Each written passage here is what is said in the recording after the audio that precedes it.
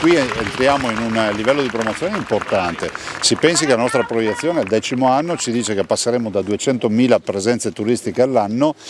a 1 milione. Non è un caso che da 2 anni la destinazione turistica che cresce di più in Veneto è Prosecco. Se voi andate dalla primavera, da aprile in poi fino a ottobre, già ora nei nostri alberghi del territorio del patrimonio dell'umanità vedrete i parcheggi che al 90% hanno targhe straniere e già oggi si possono vedere queste auto, a dimostrazione che insomma l'osservatorio e il palcoscenico è a livello internazionale. Questa era un'opera, un'infrastruttura fondamentale per unire appunto Farra e Follina e diventava essenziale proprio per poter poi inaugurare il cammino che collegherà nei fatti tutte le colline del Prosecco di Conegliano e Valdobbiadene. Questa è stata la destinazione che è cresciuta di più nel 2022 in regione e anche in Italia, quindi per noi è un motivo di vanto e deve essere anche uno sprone per continuare proprio ad essere sempre più accoglienti nei confronti dei turisti, perché sono loro che poi portano il nome del Veneto e in questo caso delle colline del Prosecco in tutto il mondo. Se penso che sono ormai più di 20 anni che veniva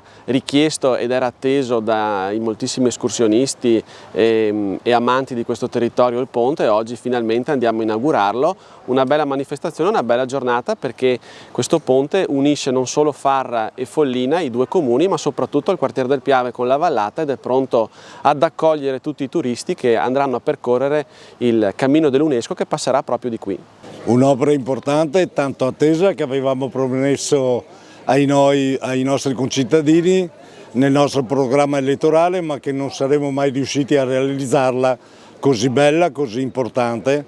senza l'aiuto del nostro governatore Luca Zaia. Adesso siamo uniti finalmente da una passerella che ci collega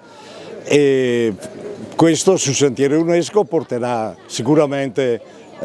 molti altri turisti a visitare la nostra Follina.